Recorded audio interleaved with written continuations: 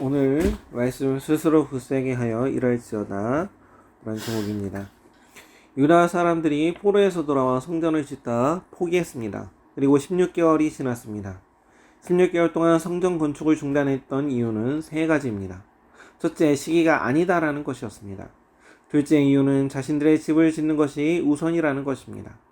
셋째 이유는 외적들의 반대가 있었기 때문입니다. 첫째와 둘째 이유는 이스라엘 사람들 자신들에게 있는 것입니다.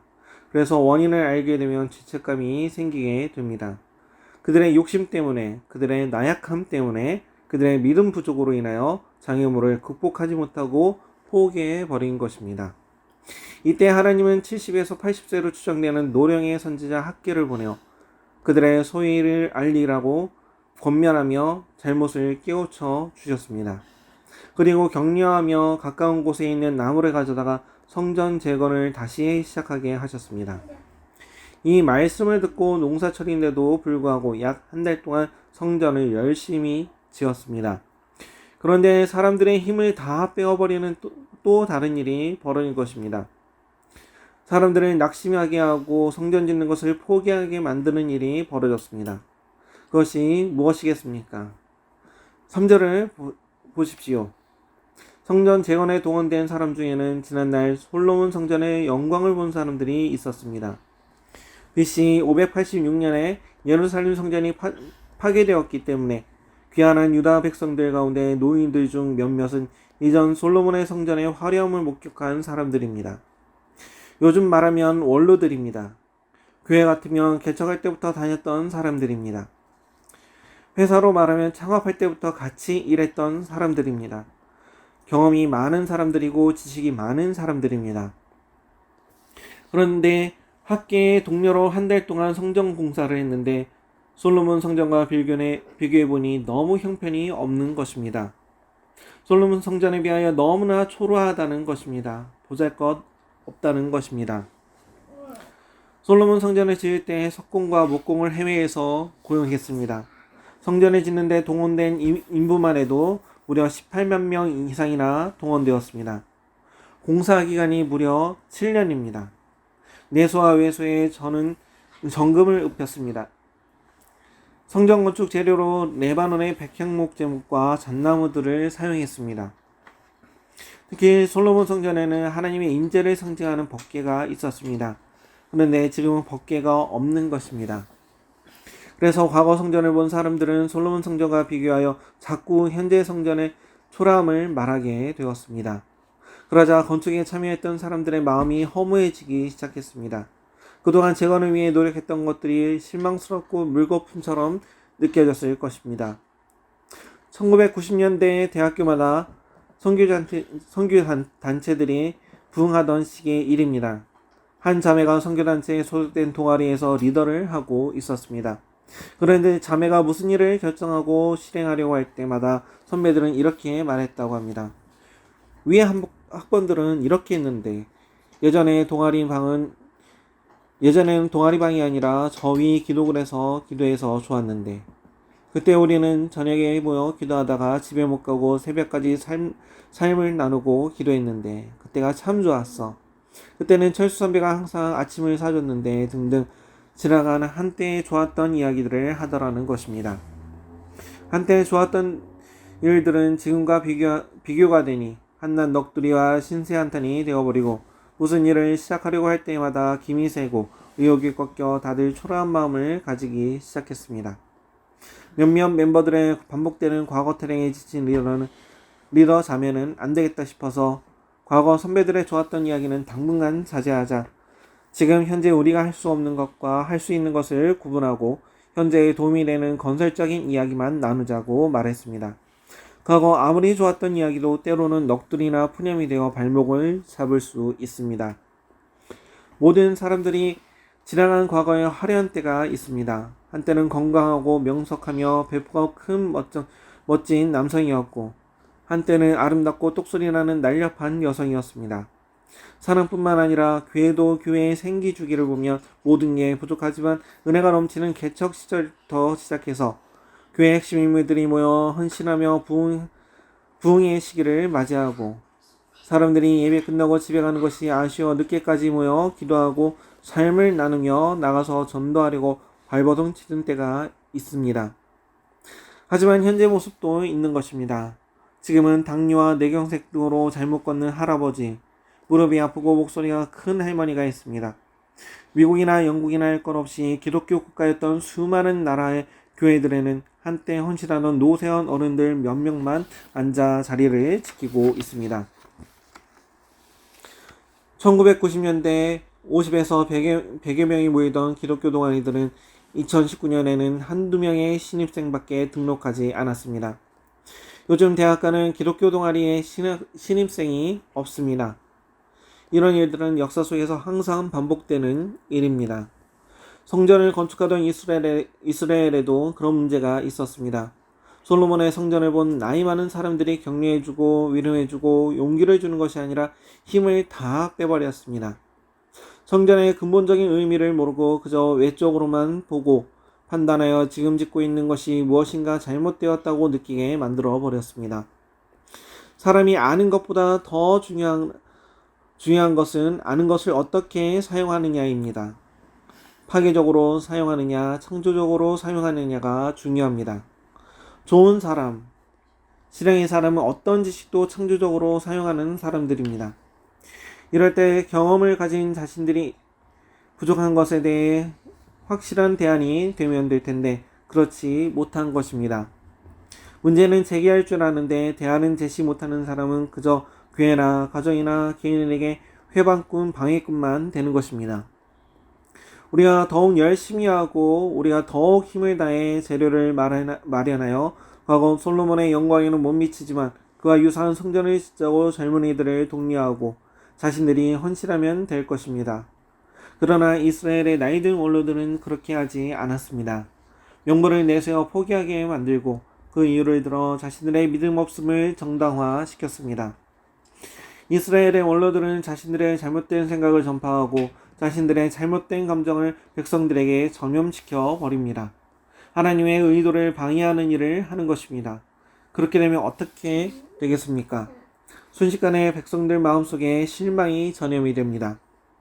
허탈감은 이루 말할 수 없었을 것입니다. 이스라엘 백성들은 원로들의 말을 명분으로 다시 포기할 수 있습니다. 성전이라고 언약궤도 없고 성물도 없고 영광의 구름임제도 없었으며 대제사장은 우림과 둠밈을 소유하지 못했으니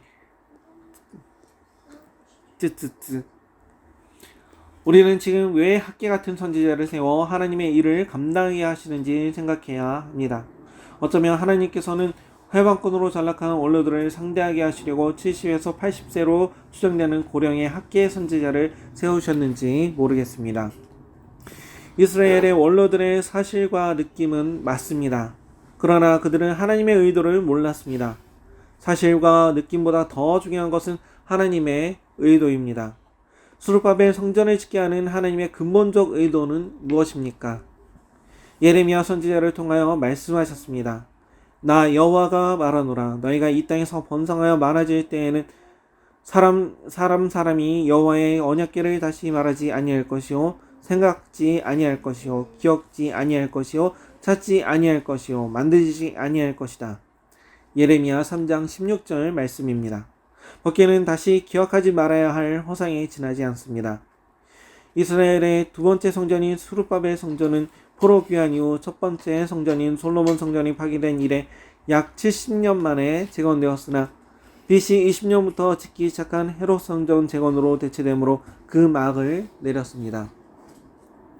성전과 연관된 이스라엘의 순수한 신앙은 스룹바벨 성전의 소멸 이후 완전히 사라집니다. 이는 이스라엘로 하여금 외형적인 건물로서의 성전에 의존하지 않게 하고 성전의 실체 되시는 메시아를 대망케 한 하나님의 의도였습니다. 이스라엘 원로들이 솔로몬 성전에 대한 지식으로 초라한 새 성전을 완공하게 하신 하나님의 역사를 무너뜨리고 있을 때 하나님께서 말씀하십니다. 본문 4절입니다. 그러나 여호와가 이르노라. 스룹바벨아 스스로 굳세게 할지어다. 여호사닥의 아들 대제사장 여호수아야 스스로 굳게 할지어다. 여호와의 말이니라. 이 땅의 모든 백성아 스스로 굳게 일할지어다. 내가 너희와 함께하노라 만군의 여호와의 말이니라. 첫째, 스스로 굳세게 하라. 굳세게 서서 일하라고 하나님께서 강력하게 말씀하십니다. 무려 3번이나 강조하여 굳세게 하라고 말씀합니다. 나 여호와가 이르노라고 하나님의 권유로 말씀하십니다. 이 성전 재건을 주관하고 있는 지도자들에게 먼저 말씀하십니다. 행정 지도자 수르바벨입니다. 종교 지도자 대제사장 여호수아에게 말씀하십니다. 요즘 교회로 말하면 목회자에게 말씀합니다. 건축위원장에게 말씀합니다. 또 건축위원들에게 말씀합니다. 스스로 굳세게 할지어다. 낙심하고 실망하며 포기하지 말라는 것입니다. 앞에서 이끌며 일하는 사람들이 부정적인 사람들의 말을 듣고 비교하면서 좌절하지 말라는 것입니다. 누가 뭐라 해도 스스로 마음을 견고히 하고 성전 짓는 것을 계속하라는 말입니다. 또한 성전 짓기에 참여하고 있는 백성들에게 말씀합니다. 이 땅 모든 백성들아 스스로 굳세게 할지어다. 백성들을 향하여서는 단순하게 나 여호와라고 말씀하지 않고 만군의 여호와라고 말씀합니다. 그들은 스스로 굳세게 하려면 힘이 있어야 합니다. 그런데 힘이 없습니다. 이때 하나님이 말씀하십니다. 내가 너희와 함께하노라. 만군의 여호와 힘의 근원이신 우리 하나님이 함께 하신다는 것입니다. 외면적 초라함에 지나치게 낙심하지 말라는 것입니다. 신앙적 허무주의에 빠지지 말라는 것입니다. 왜 그렇습니까? 하나님이 함께 하시기 때문입니다. 솔로몬의 화려한 성전도 하나님께서 계획하시고 작정한 것이며 초라한 스룹바벨 성전도 하나님께서 계획하시고 작정하신 것입니다. 솔로몬 성전을 지을 때도 역대상 28장에서 하나님은 말씀하셨습니다. 너는 강하고 담대하게 이 일을 행하고 두려워 말며 놀라지 말라. 내가 여호와의 전 역사의 모든 일을 마칠 동안 여호와 하나님 나의 하나님이 너와 함께하사 내게서 떠나지 아니하시고 너를 버리지 아니하시리라. 이 말씀은 하나님께서는 여호수아에게 가나안 땅 정복을 맡기실 때도 말씀하셨습니다. 신명기 31장 6절입니다. 너는 마음을 강하게 하고 담대히 하라. 그들을 두려워 말라. 그들 앞에서 떨지 말라. 이는 내 하나님 여호와 그가 너와 함께 행하실 것임이라. 반드시 너를 떠나지 아니하며 버리지 아니하시리라. 두 번째로 하나님은 두려워하지 말라고 말씀하십니다. 성전 짓기를 재개한 이들에게 여러 가지 두려움이 있었을 것입니다. 과거 솔로몬 성전은 7년간 해외 인력까지 18만 명을 동원하여 레바논 전나무와 향나무, 금은보화로 지었습니다. 그러나 지금 현재 가진 것은 포로에서 풀려난 작은 민족의 헌신밖에 없습니다. 많은 인부가 없습니다. 능력도 부족합니다. 금은보화는커녕 완공할 충분한 돈도 없습니다. 미래가 불확실합니다. 사마리아인들의 방해가 언제 다시 있을 줄 모릅니다. 성전을 재건하는 자들을 힘있게 일하지 못하게 하는 원인이 두려움이었을 것입니다. 그래서 그들의 마음을 잘 알고 계시는 하나님은 그들을 향하여 두려워하지 말라고 말씀합니다. 조직 심리학 박사인 앨런 다운스는 믿어요 두려움을 극복하라는 책에서 인생 성공의 핵심이 바로 두려움에서 해방되는 것이라고 말하고 있습니다. 재능을 개발하는 데 가장 커다란 적이 바로 공포, 즉 두려움이라는 것입니다. 자신의 재능을 믿지 못하게 만들고 그 지능의 극대화를 방해하는 것이 바로 공포라는 것입니다. 그는 공포를 상태 공포와 특질 공포로 나누어 말합니다. 상태 공포, 즉 예상치 못한 일이 발생했을 때 느끼는 두려운 감정은 별 문제가 되지 않는데 재능에 숨통을 재는 공포는 특질 공포라고 말합니다. 특질 공포는 어떤 위험이 실제 자신에게 다가오지 않았는데 위험이 일어날 것으로 추측하여 두려워하는 공포입니다. 이것은 실제로서의 어떤 것이 아니라 만약으로서의 어떤 것을 생각하는 마음으로부터 자란다는 것입니다. 상상 속의 가능성 속에서 느끼는 두려움으로 자신을 극도로 제한한다는 것입니다. 공포는 검열의 명수라는 것입니다. 수많은 사업의 번성을 전해하고 수많은 예술과 문학의 탄성을 가로막아 온 것은 작은 부족, 낮은 교육 수준, 정부의 검열이 아니라 바로 공포 때문이라고 합니다. 재능의 숨통을 재는 공포는 무능의 공포, 거부에 대한 공포, 결핍의 공포, 현실의 공포, 미지의 공포, 권위의 공포, 나이의 공포, 나는 노인인데 어떻게 하지? 라는 등의 말을 합니다. 우리 뉴욕 설정국의 성도 중에 다수가 65세 이상이나 나이의 공포가 있을 수 있을 것입니다. 하지만 100세, 120세 시대에 우리는 앞으로 최소한 30년을 더 살아야 합니다. 나이에 대한 공포를 물리치시기 바랍니다. 이제 연금도 나오고 돈 벌려고 발버둥 치지 않아도 되니 앞으로 더 멋지게 살고 더 많은 일을 할 수 있겠구나 작정하셔야 합니다. 미국도 젊은 사람들은 얼마 없는 고령화 시대가 다가옵니다. 현실적으로 젊은 사람들은 돈 벌어서 사회보자 비용을 감당하면 됩니다. 창의적이고 예술성이 있는 일은 어쩌면 노년층이 감당해야 하는 일이 될지 모릅니다. 지금이라도 오랫동안 꿈꾸던 숨겨진 재능을 발휘하는 일을 시작하시기 바랍니다. 심리학자 앨런은 비즈니스에서 성공하는 조건은 단지 3가지 뿐이라고 말합니다. 자신의 재능을 신뢰할 것, 자신의 열정을 추구할 것, 두려움을 물리칠 것. 열정, 재능, 그리고 자신감이 비즈니스 성공의 핵심 요소라는 것입니다. 또 미국의 저명한 심리학자 린다 세퍼디는 두려움이 나를 망친다라는 책에서 두려움은 사람을 수동적이고 소심하게 하고 늘 경계심을 품게 하고 불안하게 하며 자신이 없게 만들고 매사에 비판적이게 하며 자신을 망치게 한다는 것입니다. 현미경으로 보이지 않지만 우리의 정신을 마비시키는 바이러스 같은 두려움은 대단한 영향력이 있습니다.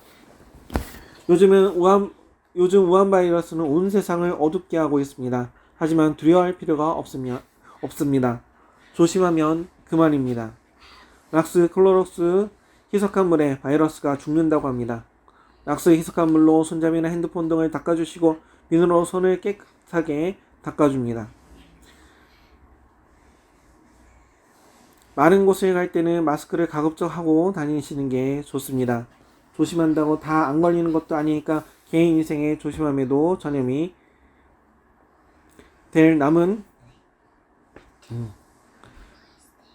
개인 위생을 조심함에도 전염될 5%의 확률은 하나님께 맡기고 보혈로 덮으며 신앙으로 이겨내면 그만입니다. 세네카라는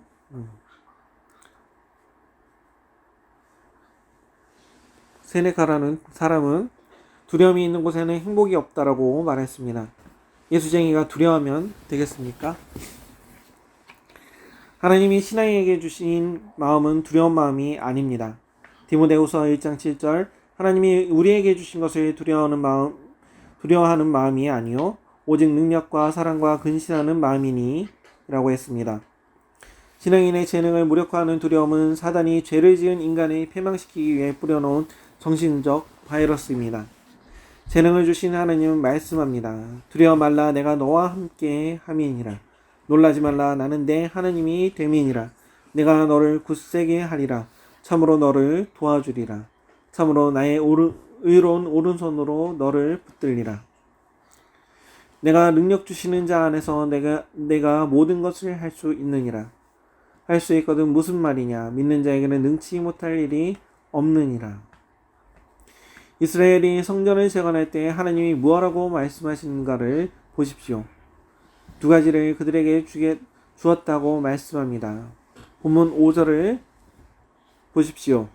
너희가 애굽에서 나올 때에 내가 너희와 언약한 말과 나의 영이 계속하여 너희 가운데 머물러 있나니 너희는 두려워하지 말지어다.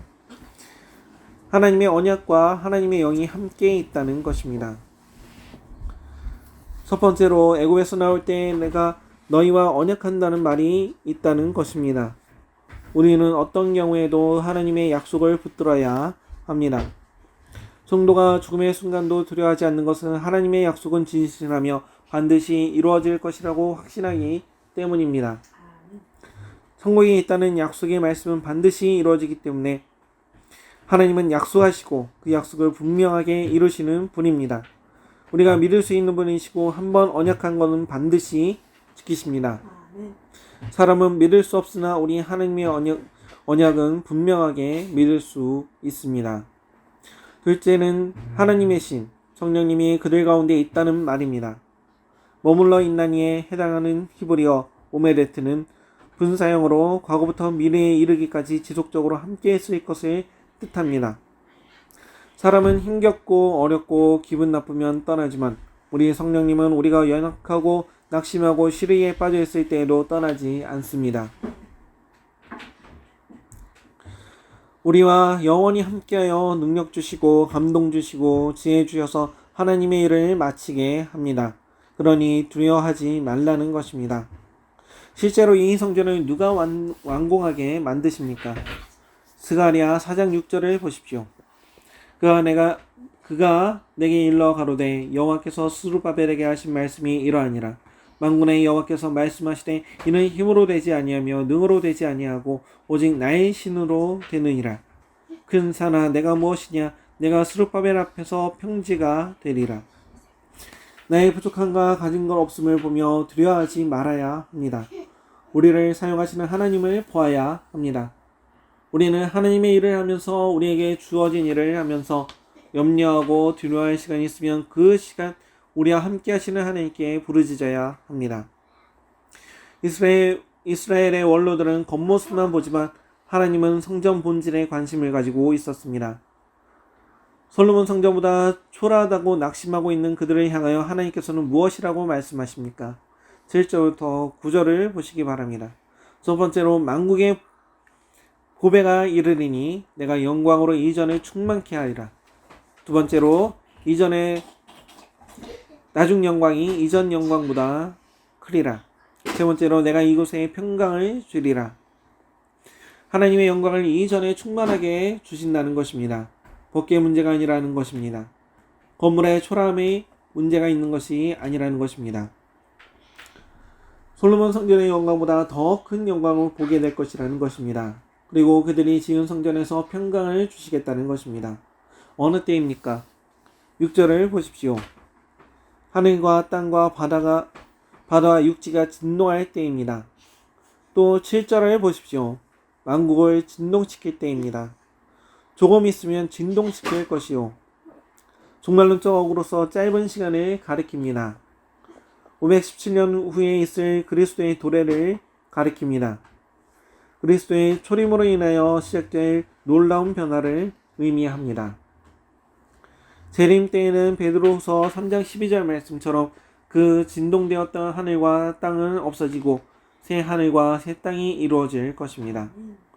우주적 대진동은 하나님의 역사와 개입으로 말미암은 것임을 나타내는 것으로 여호와의 날에 우주적인 대변동이 일어날 것이며 하나님의 역사로 인해 온 세계가 영향을 받게 될 것을 의미합니다.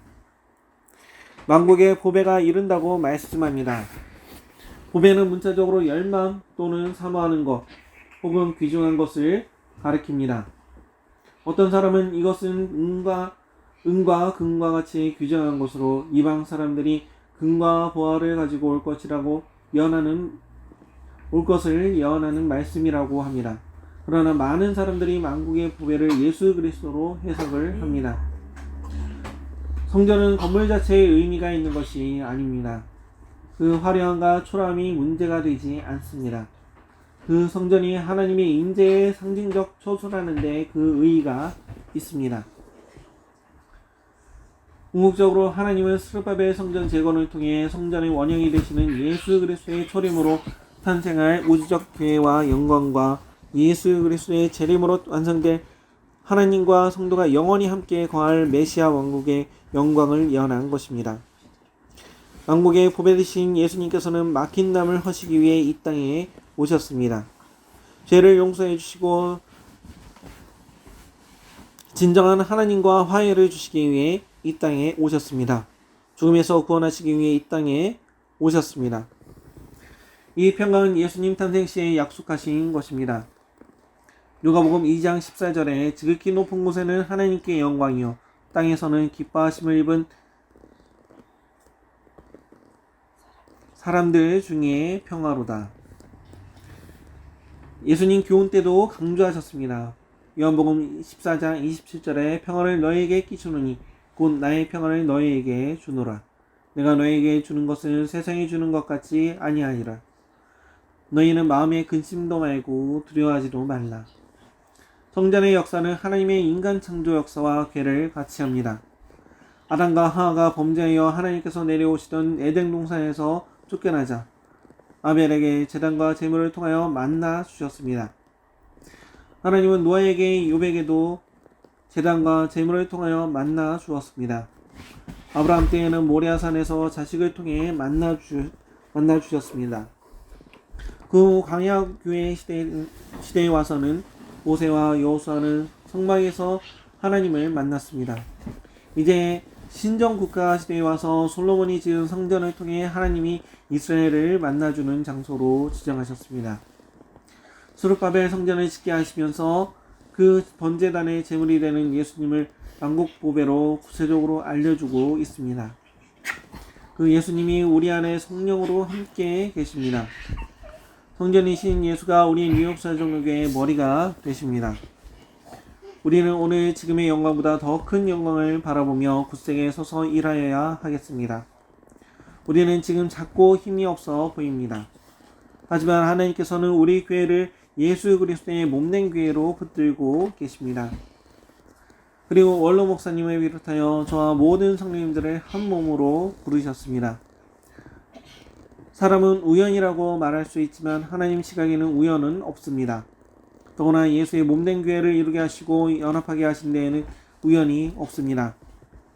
한 명 한 명 우리 개인의 연약함을 따져보면 이미 패배한 것이지만 예수님을 머리로 하고 예수님의 보혈 안에서 삼겹줄 같은 성령으로 묶여있는 우리 교회를 보면 이미 승리한 것입니다.